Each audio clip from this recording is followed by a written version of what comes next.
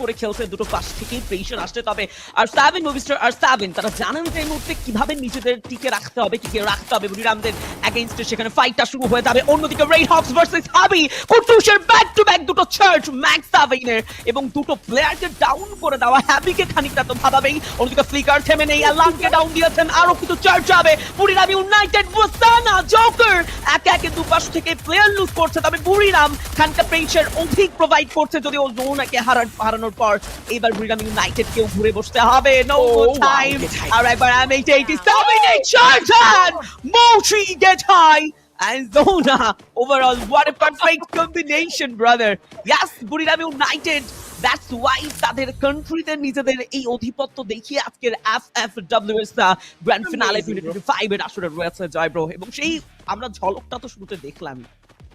Exactly. And এই মুহূর্তে কিন্তু আরো একটা ফাইটে পৌঁছে যেতে হবে, যেখানে রেড হক্স কিছুক্ষণ আগেই একটা টিমকে কিন্তু প্রেসার দিয়েছিল, বাট এবার কিন্তু থার্ড পার্টি প্রেসার চলে এসেছে। আমরা কিন্তু এবার পাওয়া সাভেনকে দেখতে পাচ্ছি, স্নাইপার নিয়ে হোল্ড করছেন, ওয়েট করছেন, যে কোনো মুহূর্তে একটা ভালো অ্যাঙ্গেল যদি তৈরি করতে পারেন সেখান থেকে কিন্তু কিছু নক নেওয়া সম্ভব, ফিনিশ করা সম্ভব, রেড হক্সদেরকে পুরোপুরি ধরাশায়ী করা সম্ভব। কুটুস উদ্দেশ্য করে শুরুতেই বেশ কিছু ড্যামেজ, কুটুসকে খেয়ে যেতে পারবেন সম্ভব হলো না। লিওনের সাইড থেকে ভালো কিছু আসোল্ডিং, ভালো কিছু SCAT ড্যামেজ যা কাজে লেগে গিয়েছে, নক হয়েছে প্লেয়ার। তবে এখনো কিন্তু কিলে রূপান্তর করা যায়নি, রিভাইভিং প্রসেসটা কি ওকে, এবার কিলে রূপান্তর হয়ে গেছে। একটি টিম সর্বপ্রথম এলিমিনেট হয়ে গেল, দে আর মুভিস্টার R7, বাট স্টিল আরো কিছু টিম প্রেসারে থাকবে জোনের বাইরে। এই মুহূর্তে কিন্তু দেখতে পারবো সিগন্যাল সার্কেলে অনেকটা দূরে চলে গিয়েছেন। এই মুহূর্তে V10 এর সাইড থেকে ড্যামেজ গিয়েছিল, বাট নিজেকে কি সেভ করতে পারবেন ব্লেড, সেটা আর সম্ভব হলো না। এবার হেভি প্রেসারে পড়ে গিয়েছে মাল্টিপল টিম ফাইটে। এবার কিন্তু টিম রেড হক্সের অবস্থা মোটেও ভালো নয়। তবে ততক্ষণে E1 স্পোর্টস পড়ে গিয়েছে আরো একটা প্রেসারে। এবার যেন স্যান্ডউইচ হয়ে গিয়েছে, দেখো গোলটু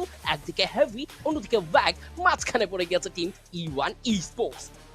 এক্স্যাক্টলি। এবং লিওনকে দেখে বোঝাই যাচ্ছে কতটা প্রেসারে রয়েছে। প্লেয়ারটি শুয়ে পড়েছিল, বাট তার সুযোগ হলো না, বেঁচে থাকার ডাউন নিয়েছেন আলিসাস।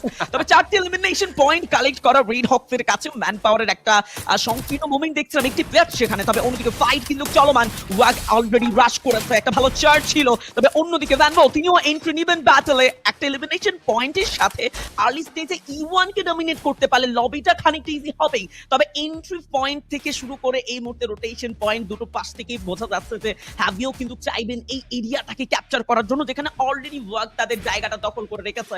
E1 বুঝেছে this fight is not for us, so that's why তারা নিজেদের ফাইট থেকে বের করে নিয়েছে। তবে এন্ট্রি পয়েন্টে যেই কোনো সময় অন্য টিম এন্ট্রি নিবে, এন্ড দ্যাট ইজ, আমি যদি ভুল না করি ওকে আমরা সেটা দেখবো। তবে রেড হক দুর্ভাগ্যজনক হলেও এটাই সত্য, #লাভেনে আজকে প্রথম ম্যাচে বিদায় নিয়েছেন টিম রেড হক্স। তবে এখনো 10টি টিম যুক্ত আছে আমাদের সাথে।